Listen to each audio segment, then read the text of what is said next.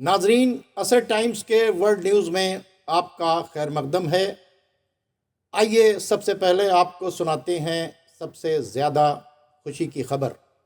भारत ने ऑपरेशन सिंदूर करके आतंकी ठिकानों को पहुंचाया भारी नुकसान। पूरे पाकिस्तान में हड़कंप। पहलगाम आतंकी हमले के जवाब में पाकिस्तान और पाकिस्तान अधिकृत जम्मू कश्मीर पीओके में बने आतंकी ठिकानों पर भारतीय सेना ने की बड़ी सैन्य कार्रवाई। ऑपरेशन सिंदूर के तहत भारतीय सशस्त्र बलों ने कोटली, मुजफ्फराबाद, बहावलपुर और मुदिरके सहित 9 आतंकी ठिकानों को नष्ट कर दिया। जैश ए मोहम्मद और लश्कर ए तैयबा के मुख्यालयों को निशाना बनाया गया, जिससे पाकिस्तान प्रायोजित आतंकवाद को करारा झटका लगा है। 22 अप्रैल 2025 को जम्मू कश्मीर के पहलगाम में हुए आतंकी हमले में 26 नागरिक मारे गए थे, जिसका बदला लेने के लिए भारत ने यह कार्रवाई की है। भारतीय वायुसेना और आर्टिलरी ने हवाई और ज़मीनी हमलों के मिश्रण से आतंकी बुनियादी ढांचों को तबाह कर दिया। मुदिरके पंजाब पाकिस्तान में एक प्रमुख इमारत को भी भारी नुकसान पहुंचा। रक्षा मंत्रालय ने बयान जारी करके कहा है कि भारत आतंकवाद के खिलाफ ज़ीरो टॉलरेंस नीति पर कायम है और ये ऑपरेशन आतंकियों और उनके समर्थकों के लिए स्पष्ट संदेश है। रात 1 बजे के बाद भारत के हमलों से पाकिस्तान में जैश ए मोहम्मद और लश्कर ए तैयबा के ठिकानों को व्यापक क्षति पहुंची।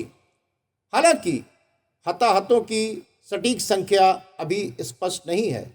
भारत ने कूटनीतिक और आर्थिक मोर्चे पर भी पाकिस्तान पर दबाव बढ़ाया है। सिंध जल नदी संधि को भी भारत ने रद्द कर दिया है। पाकिस्तान ने इसे युद्ध की कार्रवाई करार दिया है। इससे पाकिस्तान की कृषि और जल आपूर्ति पर गंभीर असर पड़ेगा। व्यापार, डाक सेवाएं और हवाई क्षेत्र भी बंद कर दिए गए हैं। इससे पाकिस्तान को ओवरफ्लाइट शुल्क में प्रतिदिन $58,000 का नुकसान हो रहा है।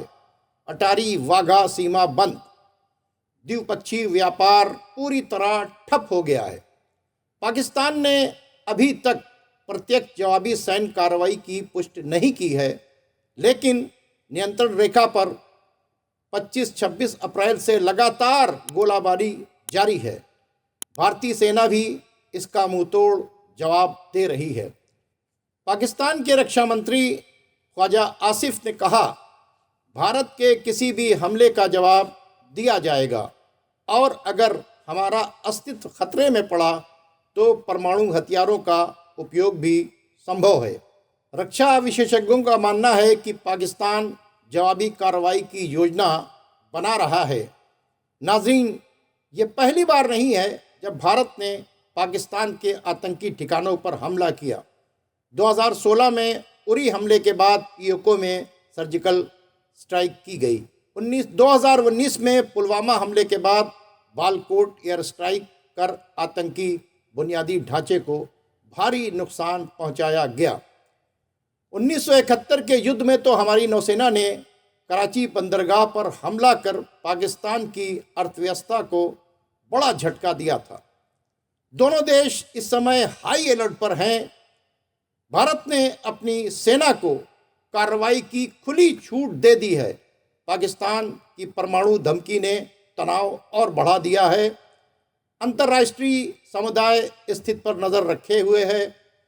विदेश मंत्रालय के प्रवक्ता ने कहा, भारत शांति चाहता है लेकिन अपनी संप्रभुता और नागरिकों की सुरक्षा से कोई समझौता नहीं करेगा।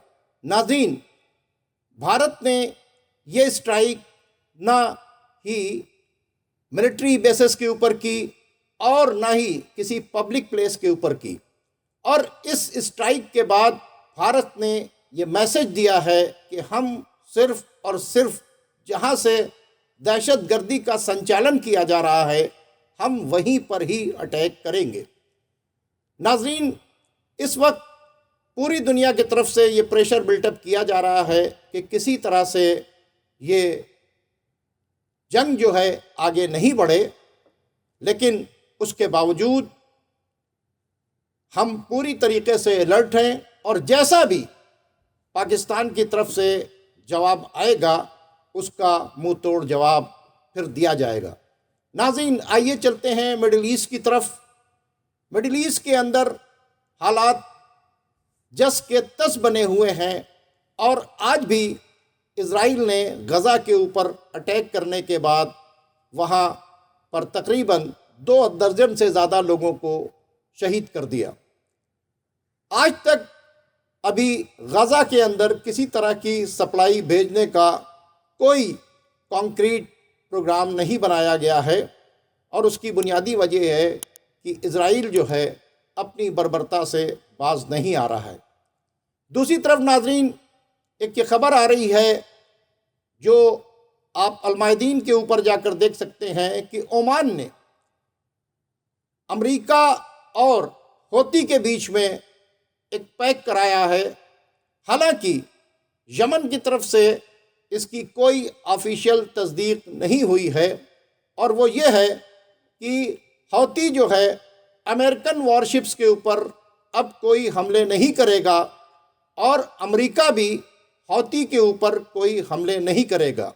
नाज़रीन, इसकी वजह यह है कि अमेरिका $300 बिलियन खर्च करने के बाद और 1000 से ज़्यादा स्ट्राइक करने के बाद यमन पर कामयाबी नहीं हासिल कर सका और हौती के हमले ने पूरी दुनिया के अंदर अमेरिका की थू थू कराई और उसका वॉरशिप जो है हिट किया। और यहाँ तक अब रिपोर्ट आ रही है कि F-18 एक नहीं बल्कि दूसरा F-18 जो है वो भी जो है समंदरों में गर्क हो गया। इसके मतलब हौती की मिसाइल ने जो अमेरिकन वॉरशिप को इतना ज़बरदस्त नुकसान पहुंचाया था और ये कहा जा रहा था कि सिर्फ एक जो है F-18 गया है, लेकिन अब रिपोर्ट आ रही है कि एक नहीं बल्कि दो F-18 जो हैं वो समंदर के अंदर गए हैं। और ये भी रिपोर्ट आ रही है कि कई अमेरिकी सैनिक जो हैं वो भी मारे गए हैं। और ट्रंप ने ये कहा है कि अगर हौती रेड सी पर हमारे जहाज़ों को हमला नहीं करेगा तो हम भी जो है वो हौती के ऊपर हमला नहीं करेंगे। हालांकि ये ट्रंप की बात है और बीच में ओमान की तरफ से खबर आई है। ट्रंप की बात के ऊपर यकीन करना वो पॉसिबल नहीं है। नाज़रीन, दूसरी तरफ अभी अगले हफ्ते जो है ट्रंप जो है आने वाले हैं सऊदी अरब के अंदर और उनका दौरा यूएई के साथ है, कतर के यहाँ है और उसके साथ में सऊदी अरब के अंदर वो पहुँच रहे हैं। ऐसा अनुमान लगाया जा रहा है कि शायद किसी तरह का कोई रास्ता निकले और जो गज़ा का सीज़ फायर है उसको करवा लिया जाए। हालांकि ऐसा बहुत मुश्किल नज़र आ रहा है। दूसरी तरफ ईरान के साथ जो टॉक जो है रुक गई थी अमेरिका की, उसके भी आगे बढ़ने की संभावना है और ईरान ने एक बार फिर से दोहराया है कि हम ऐसी कोई शर्त नहीं मानेंगे जो हमारी सुरक्षा के लिए ख़तरा हो या हमारे पब्लिक के लिए उससे किसी तरह की कोई प्रॉब्लम हो। और हम न्यूक्लियर इनरिचमेंट जो हमारी जो तवानाई की ज़रूरत है उसको एनर्जी की ज़रूरत के लिए उतना इनरिचमेंट हम करेंगे और हम कभी भी इससे एटम बॉम्ब नहीं बनाएंगे। ये बात हम पहले भी कह रहे हैं। लेकिन अगर हमारे साथ ये कहा जाएगा कि हम फ़िलिस्तीन को सपोर्ट नहीं करें, रेजिस्टेंस फोर्सेस को सपोर्ट नहीं करें, अपनी लॉन्ग रेंज मिसाइल्स न बनाएं, तो फिर ये हम किसी भी हाल में कबूल नहीं करेंगे। नाज़रीन, ये था वो अपडेट जो हमने आपको दिया और इस वक्त हिंदुस्तान हाई अलर्ट पर है, क्योंकि जैसा कि डिफेंस मिनिस्ट्री का कहना है कि 3-4 दिन हमें बहुत ही अलर्ट रहना होगा, क्योंकि अगर कोई कार्रवाई हम पर पाकिस्तान की तरफ से होती है तो हम उसका मुंह तोड़ जवाब देंगे। नाज़रीन, अब आप हमें इजाज़त दीजिए। उम्मीद करते हैं आप हमारे चैनल को लाइक करेंगे, शेयर करेंगे, सब्सक्राइब करेंगे। बहुत बहुत शुक्रिया।